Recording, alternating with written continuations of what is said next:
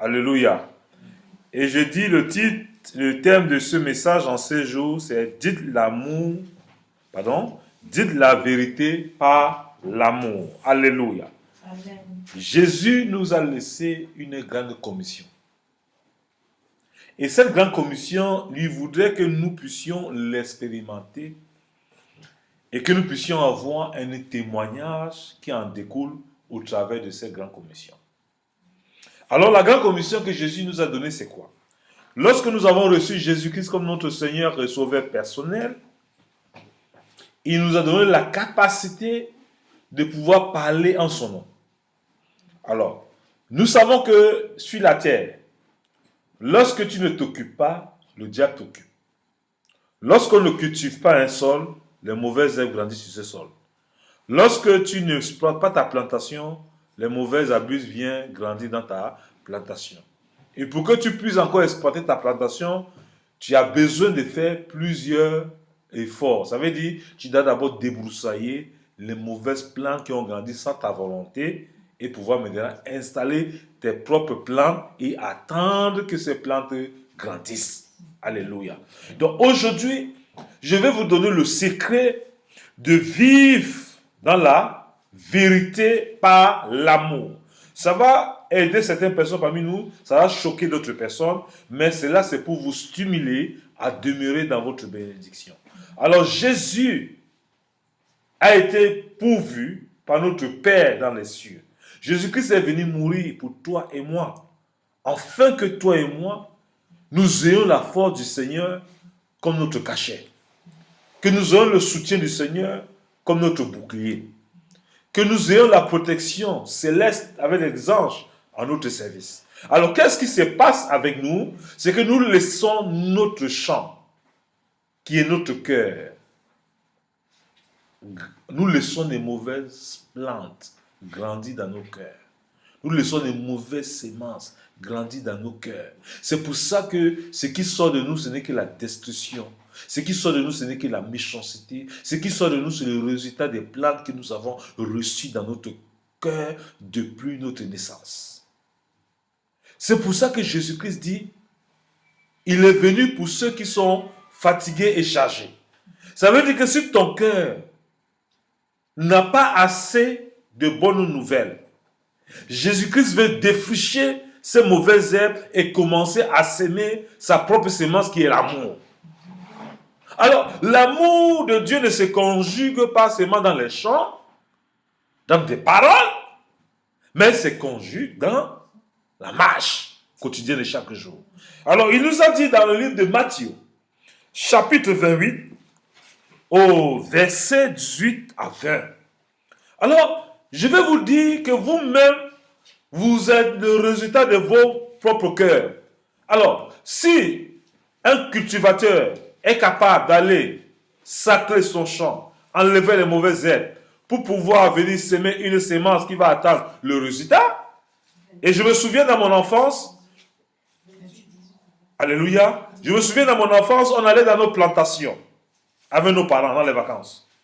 On allait cultiver le sol, on allait sacrer le sol, on allait lever les mauvaises herbes. Après un moment, on brûlait les mauvaises herbes et après on venait faire quoi? Semer du haricot. Et lorsqu'on était à la maison, on revenait juste pour enlever les mauvaises herbes quand le haricot grandissait. Et après on venait pour la récolte et on était dans la joie et on a oublié le moment de peine. Mais on avait une cible. On savait pourquoi on allait au champ pour pouvoir récolter le haricot.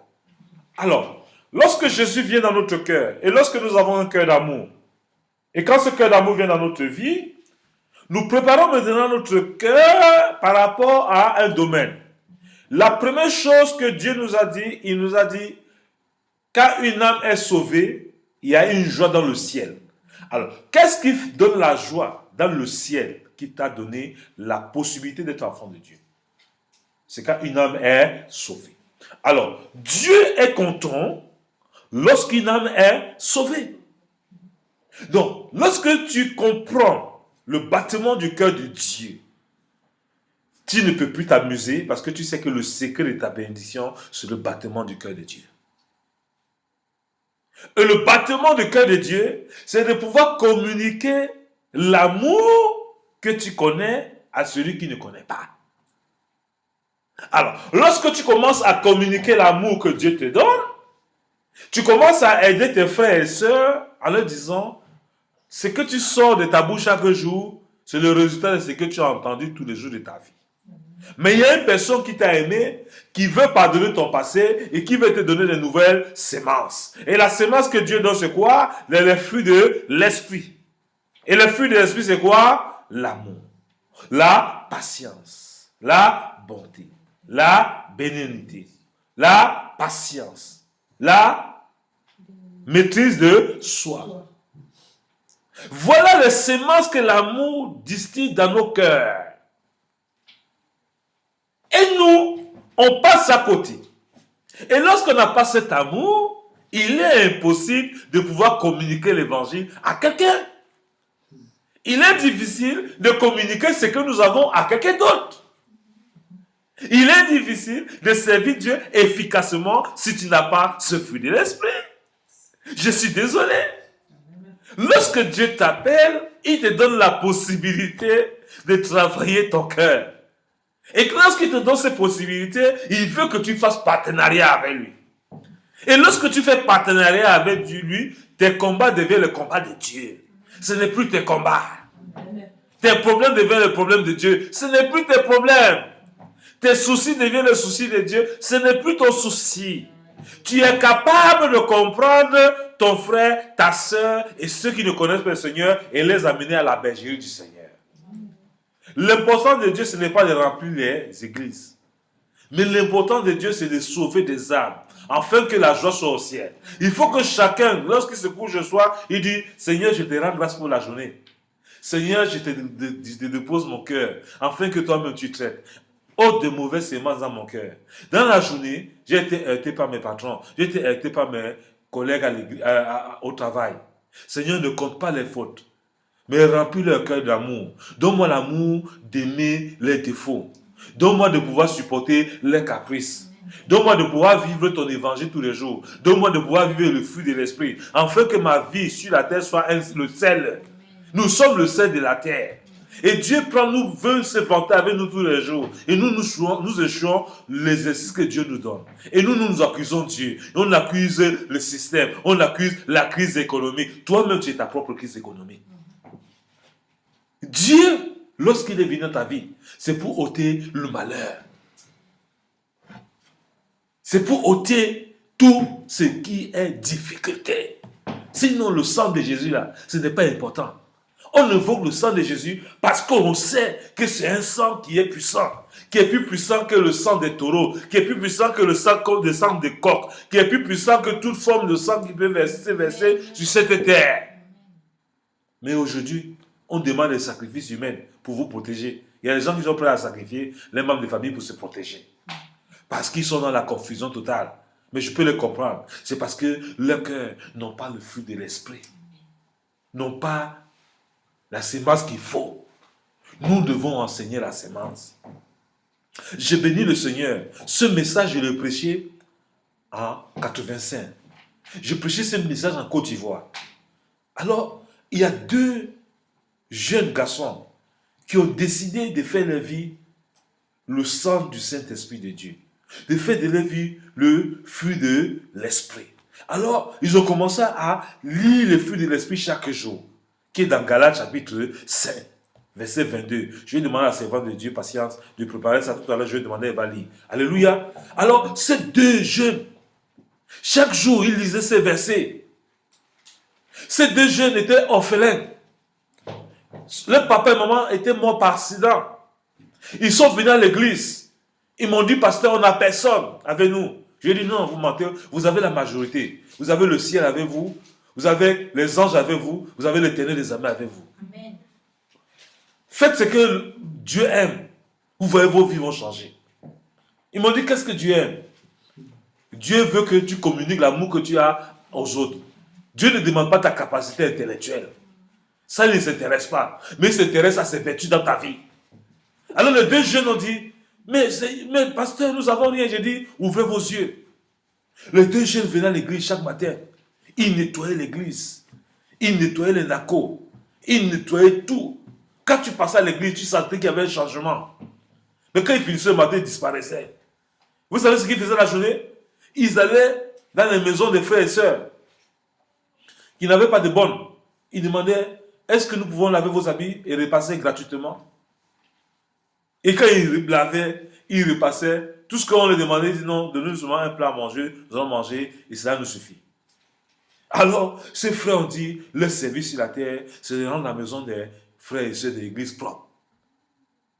Leur réputation a commencé dans l'église. Ah, est-ce que vous connaissez Eric et Isaac? Ils passent le temps à venir nettoyer vos maisons. Ils sont devenus des boys, des domestiques. Les gens de l'église se moquaient d'eux. Mais quand ils venaient me voir, il dit, si vous avez la conviction de ce que vous faites, faites-le. Dieu bénit votre ministère. Ils ont pris ça comme le ministère. Ils ont nettoyé les maisons des frères et sœurs. Quand tout le monde vient à l'église, tout le monde était content. Il dit non, je ne vous demande pas un salaire. Mais faites-nous le don qui vous vient dans le cœur. Ces deux personnes qui étaient orphelins, ils n'arrivaient pas à se vêtir. Un mois après, les statuts ont changé. Ils ont commencé à donner des dîmes. Les 100 euros. J'ai appelé l'autre, j'ai dit, où tu as payé 100 euros pour pouvoir payer les dîmes? Il dit, ah, pasteur, pendant qu'on était en train de nettoyer la maison de tel fidèle, il y a l'imam qui est en face là. Il nous a vu, il a demandé de venir nettoyer la mosquée. Nous, on n'a pas dit que la mosquée, ce n'est pas la maison de Dieu. Nous, on est venu nettoyer la mosquée. On a nettoyé les carreaux, tout était propre. L'imam était content, il dit, ah, tous ceux qui viennent prier là, maintenant ils peuvent prier, mais sans date, ils sont contents. L'imam a demandé qu'on fait une quête pour eux, on a fait une quête de 1000 euros le soir là pour eux. Les jeunes n'ont pas jugé, ils ont dit, c'est l'Éternel Dieu qui a créé l'or et là. Ils ont pris l'argent, ils ont béni, ils sont venus payer la dîme. Ils ont commencé à nettoyer. Tous les imams de la ville d'Abidjan ont été au courant de qui encore? Isaac et qui? Et ils ont commencé à nettoyer tous les mosquées d'Abidjan. Je vous dis, chaque fin de mois maintenant, mes enfants qui étaient offerts ont commencé à avoir 10 000 euros. À cause de quoi? De leur nettoyage. Et les imams ont commencé à poser la question, mais vous là, vous faites tout. Ils ont témoigné que non, ils sont les enfants du docteur Bruno. Il dit, mais, docteur Bruno quoi? Il dit, non, c'est un homme de Dieu. Et il ne vous interdit pas de venir à la mosquée. Il dit, non, notre papa, il n'a rien contre les églises, hein. Mais il communique la vie, l'amour. Il nous a dit, l'amour consiste à assister ses frères, à soutenir ses frères, à donner la joie. Si notre service vous donne la joie, c'est notre ministère. Ils avaient un ministère de joie. Tout le ville les connaissait. Et maintenant, je vais vous dire, c'est l'enfant d'un imam qui a entendu parler d'eux en Allemagne, qui a dit non, les deux là, j'ai envie de les aider. Je vous dis musulman. Le fils est venu à Abidjan. Il a pris le passeport de ses deux enfants, il a fait le passeport. Il les a amenés en Allemagne, les a mis dans un service d'aéroport. On les apprend maintenant à confectionner les vis des avions. Ils sont devenus ingénieurs en vis d'avion. Où je vous dis, les deux là, aujourd'hui sont multimilliardaires. Ils n'ont pas cherché les milliards, mais se sont mis au service de Dieu. Et pendant qu'ils sont en train de faire ce travail, ils sont en train de témoigner Dieu. Je suis heureux aujourd'hui parce qu'ils ont compris l'amour. Ils ont compris le terme de ce message qui dit, dites l'amour, dites la vérité par l'amour. Ils ont dit la vérité dans l'amour. Ils n'ont pas mis de barrières et ils ont été bénis. Alors j'ai compris une chose. Nous les enfants de Dieu, nous sommes les propres obstacles de notre propre bénédiction. Amen. Personne ne peut hypothéquer ta bénédiction. Comment vous pouvez être là dans une maison? Un homme et une femme vous êtes mariés. La Bible dit, il faut vous dire la vérité dans l'amour. Le mari, il sort. La femme aussi, elle travaille. Les deux, ils font le travail. Et quand ils se retrouvent ensemble, l'homme dit à la femme, tu ne m'aimes pas. La femme dit à l'homme, tu ne m'aimes pas. Ce n'est pas la vérité. L'amour consiste à faire quoi? À donner. Donner la joie. Sans réclamer. Lorsque tu commences à réclamer quelque chose, c'est que tu as un problème. Jésus-Christ n'a jamais réclamé l'amour. Il n'a jamais réclamé le service. Judas a été ingrat. Il allait jusqu'à vendre Jésus. Mais Jésus n'a jamais été ingrat avec Judas. Il a laissé Judas même se repentir. C'est le cœur de Judas, avec des mauvaises semences qui l'emmènent à la destruction. Donc je vais dire quoi? Quand le Seigneur dit, travaillez avec crainte et tremblement pour votre salut, ça veut dire que le salut, c'est une affaire individuelle, ce n'est pas collectif. Ce n'est pas parce que ta femme te fait vivre les misères, parce que ton mari te fait vivre les misères, que tu vas comporter le nom de gauche à droite. Tu n'as pas ce droit. Ce sont des enfants de Dieu. Vis les fruits de l'esprit et tu verras Dieu triompher dans ta vie. Témoigne cela autour de toi. Tu verras que tu vas sauver les vies. Ne juge pas. De peur que toi-même tu sois jugé. Arrêtons d'être à côté de l'évangile. On dit Jésus est la solution, n'est pas un problème. Lorsque Jésus vient dans ta vie, normalement tu dois être en harmonie avec tout le monde. Mais tu ne dois pas faire ce que tout le monde fait. Mais tu dois être en harmonie avec que. Tu as dit, moi je vous aime, mais je n'aime pas votre système, c'est tout. Je ne me mêle pas. Mais vous m'avez rien fait. Mais je ne vais pas faire ce que vous faites. Tu n'es pas obligé. Alléluia. Tu ne juges pas. Sinon, je vous ai expliqué hier, Meshach, Shadrach, Abednego travaillaient dans un système de corrompus. Mais eux n'étaient pas corrompus. Le système était corrompu. Ils adoraient la bête. Mais ils ont choisi de ne pas adorer la bête, mais ils ne les ont pas critiqués. Ils étaient avec eux tous les jours. Donc vous allez marcher avec des voleurs, mais vous n'êtes pas obligé de voler. Vous pouvez marcher avec des prostituées, mais vous n'êtes pas obligé d'être prostitué. Vous avez besoin souvent de marcher, oui, avec les gens qui marchent en vous, pour que tout le monde sait que vous êtes saint. Vous vous trompez. Dieu sait ce que vous faites dans le noir. Arrêtez d'être hypocrite. Vivez l'évangile, frère. Comment vous allez convertir les prostituées? Comment vous allez convertir les voleurs, les bandits? Ce n'est pas votre témoignage. Quand vous allez marcher avec eux, ils vont voir que vous ne faites pas ce qu'ils font. Jésus a marché avec un grand escroc sur la terre, Nicodème. Nicodème a vu la vie de Jésus, il a dit non, sa vie est misérable. Malgré les milliards qu'il a, il est misérable. Il faut qu'il suive Jésus. Tu n'as pas besoin de dire à un voleur, il faut laisser ce que tu fais, il faut suivre Jésus. Si tu dis ça, c'est toi qui as un problème. Comment tu sais que c'est un voleur? C'est que tu es un espion. Alléluia. Amen. Donc vivez l'évangile. Vivez la puissance de Dieu. C'est pour ça qu'il dit ici, au Matthieu 28, avant qu'on va lire Galates, on lit d'abord Matthieu 28. Matthieu 28, verset 18 à 20. Je suis parlé ainsi, tout pouvoir m'a été donné dans le ciel et sur la terre. Allez, faites de toutes les nations des disciples. Vous allez faire les nations des disciples. Quel genre de disciples? Les disciples espions, les disciples qui jugent les gens, et bien les disciples qui donnent les fruits de l'esprit. Et je demandais à servant de Dieu de lire à haute voix le fruit de l'esprit dans Galates 5, verset 22. Qu'est-ce que le fruit de l'esprit nous dit? Dites la vérité par l'amour. Au nom de Jésus. Je lis au nom de Jésus. Mais le fruit de l'esprit, c'est l'amour, la joie, la paix, la patience, la bonté, la bienveillance, la foi, la douceur, la maîtrise de soi. La loi n'est pas contre ces choses. Alléluia. Jean, puis là-bas, dans le fruit de l'esprit, il y a quoi? La douceur. Soyez doux, mes frères. Ah! Pourquoi c'est dans la maison de Dieu qu'on trouve les gens qui sont carrés? Pourquoi? Mais c'est pour ça que votre vie n'avance pas. Vos prières ne peuvent pas dépasser votre tête parce que vous êtes faux. Arrêtons la comédie. Arrêtons les compétitions.